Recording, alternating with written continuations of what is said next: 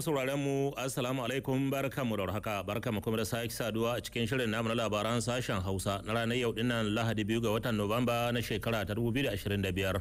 Shirin da za mu soma da tunatar da ku cewa Prime Minister bugu da ƙari ministan kuɗi da tattalin arziki Ali Muhammad Lamin Zen ranar jiya ne da maraice ya dawo gida fitowa daga Jamena babban birnin kasar Chad. Prime Minister da tawagar da ke rufa masa baya sun je ne domin halarta taron kwamitin karfafa hulɗa tsakanin kasar Nijar da kuma kasar ta Chad. Shi dai sanarwar ƙarshen wannan taro da ministan da ke kula da harkokin wajen kasar Chad ya karanta ta tabbatar da cewa hakikan shugabannin kasashen guda biyu sun jaddada aniyar su ta karfafa hulɗar da ke akwai tsakanin kasar ta Nijar da kuma kasar Chad. Haka zalika kasashen biyu sun jaddada aniyar su ta ce gaba da yaƙi da al'amarin ta'addanci da kuma zancen tsatsauran ra'ayi da duk wasu ayyukan aisha da ke iya kawo cikas wajen maganar zama lafiya da kwanciyar hankali da ma ita kanta zamantakewar da ke akwai tsakanin al'ummomin kasashen guda biyu. Akan haka kasashen na Nijar da Chad sun amince jami'an tsaron su karfafa musanyar bayanan sirri tsakanin su da yadda za su karfafa wannan kokari da suke yi na samar da zama lafiya da kwanciyar hankali mai dorewa. Haka zalika kasashen guda biyu sun amince su gaggauta ayyukan tantance iyaka tsakanin su. Kana kuma game da maganar tattalin arziki, Nijar ɗin da kuma ƙasar Chad sun amince su ƙarfafa hulɗarsu ta fannin ciniki da kasuwanci da duk wani zance na shige da fice tsakanin ƙasashen guda biyu. Dangance da haka ne ƙasar ta Nijar ta amince ta ci gaba da ba ƙasar Chad mai, kana kuma a gaggauta wajen maganar jan bututun mai da zai haɗa ƙasar ta Nijar da kuma ƙasar Chad. A fannin maganar sadarwa, ƙasashen guda biyu sun amince su gaggauta wajen jan wayoyin samar da intanet wato fiber optic, kana kuma a ci gaba da ayyukan nan na ginin hanya mai hada kasashen yankin Sahel da Sahara da ake kira Trans-Saharan a turance. 'Yan asalin ƙasar arewa dogon dutse sun yi wani taro a ranar yau dinnan a nan birnin Yamai, kuma mai martaba sarkin na dogon dutse ne ya kira wannan taro domin jan hankali ko wayar da kan jama'a arawan da duk wasu al'ummomin da ke zaune a cikin yankin na dogon dutse na ciki da wajen ƙasa, ta yadda za su iya amincewa da kiran nan da shugaban kasa ya yi wa 'yan Nijar na kowa ya yi kokari ya ba da gudunmuwarsa game da kokarin da ake yi na samar da kudaden da ka iya taimakawa domin tafiyar da wasu ayyukan ginin kasar nan. Biza Abubakar, wanda shi ma dan asalin dogon dutse ne, ya halarci taron, ga kuma rahoton da ya hada mana. Duba da irin yadda yankin arewa dogon dutse ya kasance lambuwan wajen ba da gudunmawa zuwa ga gidauniyar ceton ƙasa a karo na farko, to shine yasa a wannan karo na biyu, bayan kira na musamman da shugaban ƙasa shugaban jamhuriya babban janar Abdurrahman Chani ya yi zuwa ga 'yan ƙasar Nijar kakab baki ɗaya tun daga jihar Tilaberi, inda ya ce yana da kyau a ce kowane ɗan Nijar ya ba da aƙalla dala 20 kacal a kowane wata domin ceton ƙasa. Abin da ya sa kenan a yau dinnan Lahadi 2 ga wannan wata na Nuwamba da muke ciki shekara ta 2025, mai martaba sarkin arewa dogon dutse Bozari Ahmadu Sabo ya kira wannan taro na 'yan asalin arewa da ke nan Yamai domin a ƙaddamar da shelar taron tattaro gudunmuwar da za a zubawa cikin wannan gidauniya ta ceton ƙasa. Bayan an tattauna ɗin, an kuma ba da shawarwari, sannan aka shirya dubarun tsara aikin cin nasarar kalato wannan gudunmuwa. To mai martaba sarkin arewa dogon dutse Bozari Ahmadu Sabo ya yi wannan kira da babban murya zuwa ga 'yan asulin arewa na nan cikin gida Nijar da kuma waɗanda ke ƙasashen waje. Kwace zaman lahiya, ina ganin wanda yake kwansar ne na harko sarki ne da al'ummashi. Shugaban ƙasa ce a taimaka saboda a ƙara samun tsaro da zaman lahiya, don shi ne nitar da 'yan arewa nan na faɗa musu mahimmancin zancen, musamman waɗanda an yame. Za mu yi taimako ne don ƙasanmu, tunda mu ma can arewa abinda mun sani zama lahiya. Yanzu shine na yi kira ga kowane ɗan arewa, shugaban ƙasa ya yi zancen dala 20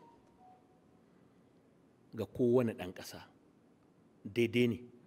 Ni na ce ma 'yan arewa kamar wadda sun ka saba, kamar wadda ba a san su da rewa ba, kawo wadda an san su da taimako da jajircewa lokacin wuya.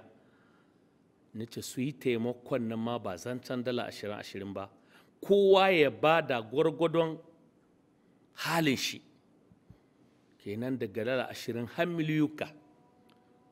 Mutum ka diba aljihunka, taimakon nan da za ka yi, za ka taimaki ƙasarka, za ka taimaki 'yan uwanka da a can ƙauye, waɗanda su ne ake so shugaban ƙasa ga son ya yi ma maganin matsalan tsaro da ci gaban karkararsu. Shi ne ni zo baki da baki, ido da ido in haɗa ma ƙyan arewa na su kama jikinsu duk abin da ya shahi ƙasanmu. To babu ja da baya, babu gudu babu ja da baya, insha Allah taimakon da ya nema su yi niyya wadda mun ka saba yin shi, ba baya muke ba, kama zama baya. Kuma na ƙara ce musu masu sa addu'a bisa ƙasarmu Allah ya kawo mana kwanciyar hankali da zaman lahiya. Kuma na ce musu su duk waɗanda suka zo nan su zan muna jakada na duk wani ɗan arewa, in ma'aikaci ne, in ɗan kasuwa ne, in manomi ne da yake nan da ƙasar waje, a ba shi labari mu kama mu ƙasanmu zaman lahiya da kwanciyar hankali da arziki mai albarka ya ɗore. To ai kamar yadda kuka sani ne, mata a tarihin arewa suna da babban matsayi a cikin kowane lamari, hatta ma cikin abin da ya shahi yaƙi na neman 'yancin kai, inda kamar yadda tarihi ya nuna, Sarauniya Mangu, shugabar daular Arewa Dogon Dutse a wancan zamanin, ta taka rawar gani sosai da kuma bajinta, mace mai halin maza wacce ta ja daga domin korar dakarun Faransa.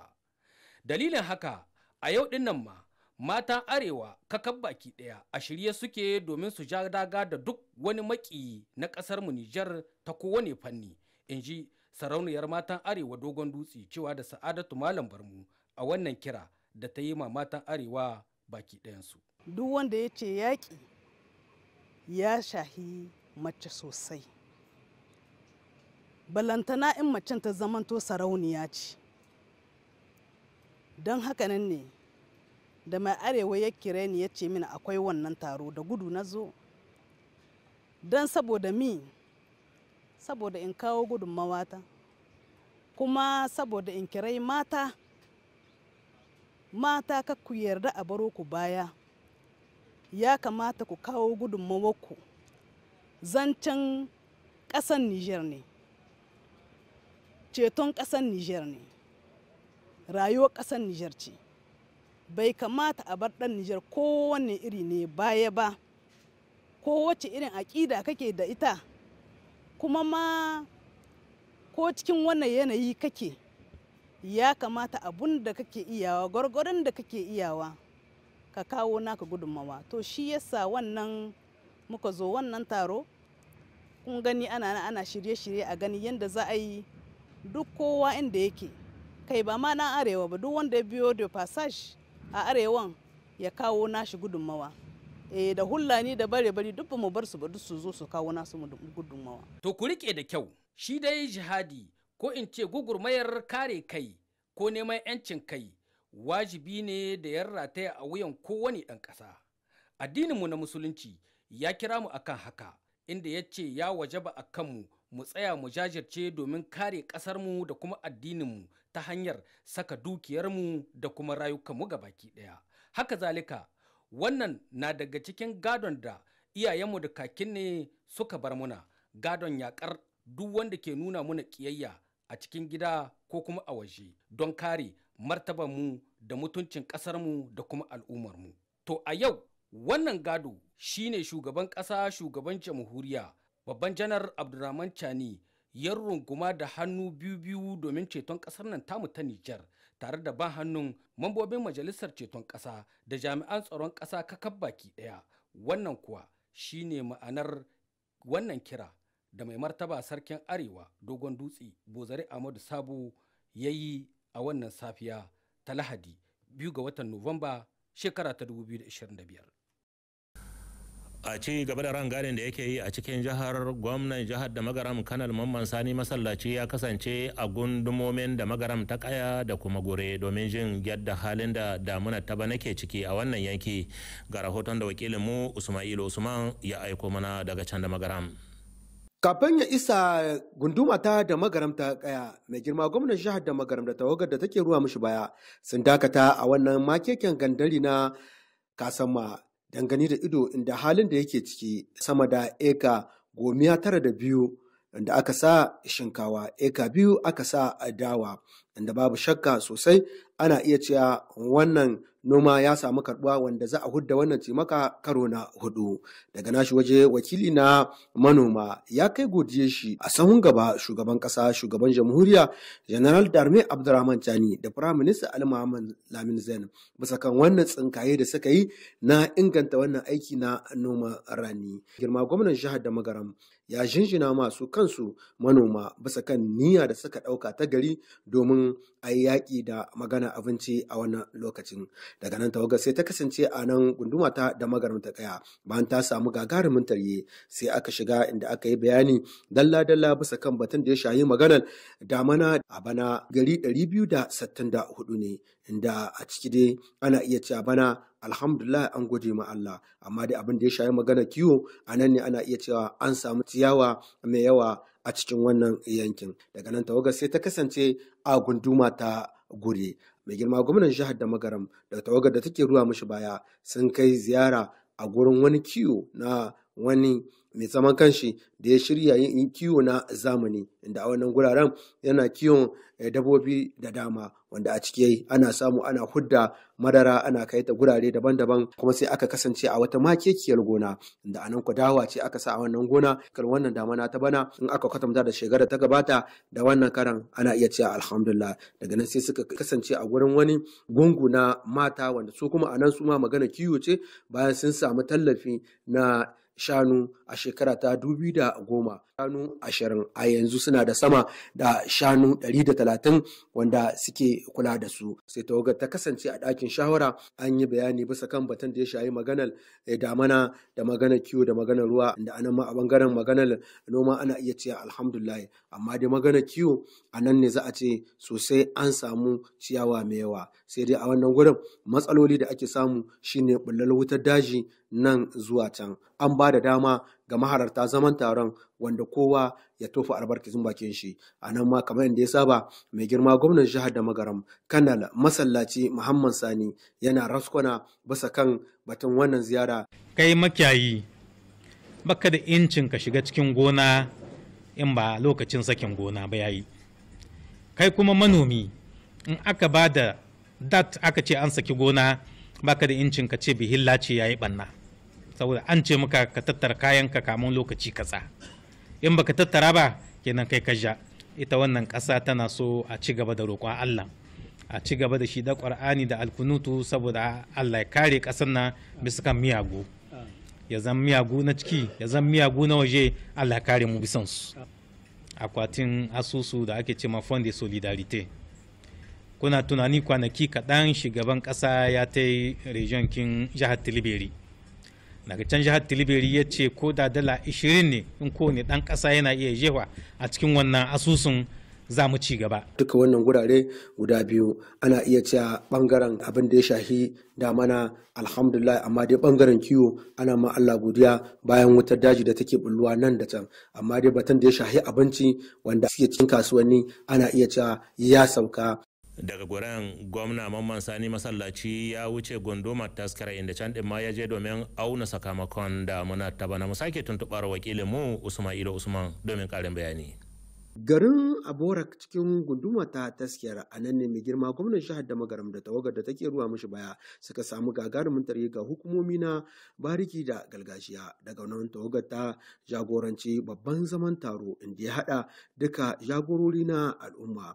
A gurin wannan zaman taro mai girma gwamnan jihar da magaram a cikin jawabin shi ya bayyana ma'anar wannan rangadi da suka a cikin wannan yanki. Daga nan sai aka saurari jawabi na jagora fannin kiwo, da a cikin nashi jawabi ya yi raskwana abin da ya shayi magana noma da magana kiwo da magana ruwa a cikin wannan yanki na Taskiyar.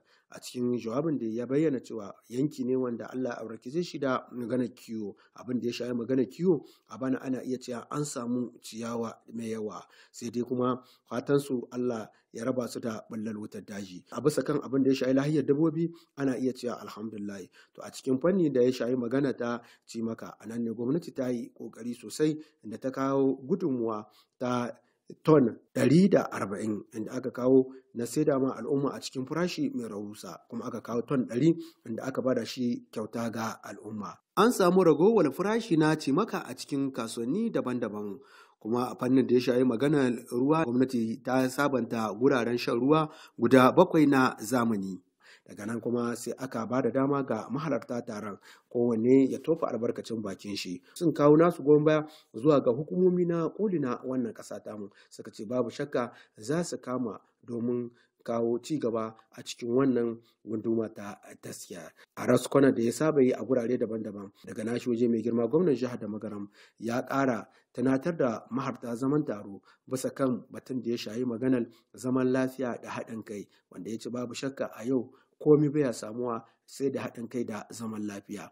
Yana da kyau kuma a yi yaƙi da maganar wutar daji bisa kan wayar da kan al'umma, kuma ya ƙara tunatar da mahalarta zaman taro bisa kan kira da shugaban ƙasa da ya yi da 'yan ƙasa duk inda suke a ce sun kawo gudunmuwa a cikin wannan gidauniya ta hacecen ƙasa na dala 20, wanda ce babu shakka wannan gudunmuwa da za a kawo ita ce za ta ƙara ba jami'an tsaronmu ƙarfin gwiwa da za a saya musu kayayyakin aiki, kuma da kayayyaki daban-daban wanda za a saya domin kyautata ma su kansu al'umma. Kuma ya fatan a ci gaba da yi ma wannan ƙasa adda da shagororin wannan ƙasa kuma da ƙasashe na IAS. A jihar Maradi mai ba shugaban ƙasa shawara ne Alhaji Ahmadu Labo Maraya ke ci gaba da rangadin da yake yi daga wannan gunduma zuwa waccan domin wayar da kan jama'a, sannan kuma yana shirya sabka ta alkur'ani mai tsarki game da addu'o'i a ci gaba da roƙon da ake yi wa Allah subhanahu wataala ya ƙara ma Nijar zama lafiya da kwanciyar hankali mai ɗorewa, haka zalika ya kare magabatanta. Mataki na baya-bayan nan ya kasance a cikin gunduma gidan Rumji, ga kuma rahoton da wakilin Musanda na Tahi ya aiko mana. Kamar yadda ya yi a sauran gundumomin da ya ziyarta, mashawarcin shugaban kasa Ahmadu Labo Maraya ya halarci karatun alkur'ani mai girma da addu'o'in kwanciyar hankali da ci gaba mai dorewa da Allah ya taya shugaban kasa General Darme Abdulrahman Chani a kan manufofin shi na alheri ga kasa baki daya. Ya yi amfani da wannan dama domin isar da sakonni masu muhimmanci ga jama'ar da suka halara a wannan wurin. Muna fatan malamai a yi addu'a duk lokacin da general zai ɗauka ƙuduri wanda za ya sa 'yan Nijar ya ji daɗi ya ce gwamna da aka a mai addu'a Allah ya sa ya ɗauke ta da gaugawa. Idan muna fata wannan dala 20-20 a kamawan mu ce mu ne kanmu da kanmu ne za mu kama a kama dan Nijar ta kwana lahiya ta tashi lahiya. An sami kasancewar wakiltaccen hukuma Ade, shugaban gundumar gidan Rumji Kwamadan Tsayaru Ali, sarkin gidan Rumji Ibrahim Salifu, waɗanda suka yi godiya ga mashawarcin shugaban ƙasa Ahmadu Labo Maraya a ƙoƙarin da yake na taya shugaban ƙasa wajen isar da sakonni masu muhimmanci ga jama'a. Kowa da nashi ƙoƙari ciki siyasa, kenan ƙasar ta kuce. Babu wanda ke kare mu da ita sai ubangiji da roƙonmu da niyyarmu da kokarin da zamu bada akan haka, bisa ga roƙon Allah akan ƙasa ta zauna lafiya, akan shugaban ƙasa su zauna lafiya, akan Allah shi kama masa akan kuduri da niyyar da suka ɗauka da burin su ya cika. Shugaban gundumar gidan Rumji Kwamadan Tsayaru Ali ya yaba da ci gaban da aka samu a gundumar tashi saboda muhimman ayyukan da shugaban ƙasa General Darme Abdulrahman Chani ke gudanarwa a kan shirin shi na 'yantar da Nijar, wanda ke ci gaba da samun goyon baya daga al'ummar ƙasa baki ɗaya. To ba shakka bayan gunduma ta gidan Rumji mai ba shugaban ƙasa shawaran Ahmadu Labo Maraya ya wuce Gazawa, mu sake tuntuɓar wakilin mu Sandan Tahi a cikin wannan rahoto. A Gazawa, mashawarcin shugaban ƙasa Ahmadu Labo Maraya ya halarci karatun alkur'ani mai tsarki da sallar alkulut da addu'o'in Allah ya sabkar da kwanciyar hankali a cikin ƙasa baki ɗaya tare da haɗin kai a tsakanin rukunonin al'umma. An sami kasancewar malamai, shugabannin makarantun alkur'ani da limamai na cikin wannan gunduma ƙarƙashin jagorancin wakiltacciyar hukuma Ade ta Gazawa. shugaban gunduma Muhammadu Alzuma da mai martaba ƙaura Muhammad Sani Marusa, waɗanda mashawarcin shugaban ƙasa Ahmadu Labo Maraya ya yi ma jinjina ta musamman da sunan shugaban ƙasa General Darme Abdurrahman Chani. Muna so a fara yi ma shugaban ƙasa addu'a saboda shine jagora. Duk lokacin da za a ɗauka wani ƙuduri da za su sa Nijar mu ji daɗi, talakawa su ji daɗin rayuwarsu, amma shugaban ƙasa addu'a Allah ya gaggauta shi ya ɗauke ta. Wannan kira da shugaban ƙasa ya tilaberi to a taimaka da 20-20 ɗin nan yi wa kai ne. Yau mun samu jagora mai adalci wanda ya nuna mu hanya kuma mun gwada muna iya kuma za mu yi da ƙaryan Allah. Allah ya kare mu jihar mu ta Maraɗi, Allah ya kare mu garin mu na Gazawa, kuma ubangiji Allah ya kare mu Nijar, ya ɗaukaka mu Nijar. A nashi fannin mai martaba ƙaura Muhammad Sani Marusa kira yayi ga jama'ar ƙasar shi da su ci gaba da ba da ƙwazo ga karatun alkur'ani mai tsarki tare da addu'o'i waɗanda su ne makamin mummuni domin fita daga duk wani ƙangi. Muna yi ma dukkan malamai da ke nan muna musu godiya da irin ƙoƙarin da suke nan suna yi lokaci zuwa lokaci na sauka alkur'ani mai tsarki da addu'o'i da ake ma ƙasa. Muna fatan Allah ya amshi addu'o'in da muka yi. Duka jami'an tsaro da ke hilin daga, ubangiji Allah ya tsare su, Allah ya ba su galaba basu maje shayayya masa sa mu cikin kunci a cikinta. Kuma malamai a ci gaba da yin addu'a, ƙasar tana buƙatar addu'a, mun san kuna yi ko da yaushe, a ƙara mai da hankali. Shi kuma shugaban gunduma Muhammadu Alzuma bayan ya jaddada wannan kira sai ya godiya tare da yabo ga mashawarcin shugaban kasa Ahmadu Labo Maraya game da fafatakar da yake ba dare ba rana don taimako da goyon baya ga waɗannan manufofi na alheri na shugaban kasa General Darme Abdurrahman Chani. Da suna shugaban kasa General Darme Abdurrahman Chani, da suna Premier Minister Ali Muhammad Lamin Zen, ina ma godiya Conseil Special Ahmadu Maraya da wanga sabkan Kur'ani Allah ya karba. Ina dama da wanga lokaci mu kara kira da malamai, an san suna yi, muna so su kara yi. Ko wani lokaci in an samu dama a yi roƙon Allah, kasa tana bukata addu'a. Allah ya ba mu kwanciyar hankali. Mun gode, ai sabu miyati sanne. Shugaban gundumar Gazawa Muhammadu Alzuma ya yi fatan waɗannan addu'o'in za su ci gaba da gudana a dukkan yankuna da sako-sako na cikin gundumar shi. To masu kalam sauraron mu a nan muka zo ƙarshen shirin namu na maraicen yau, a madadin dukkan sauran abokan aikin da suka taimaka min na gabatar muku da labaran, nake muku fatan alheri, muku kwana lafiya, sai an ji muku.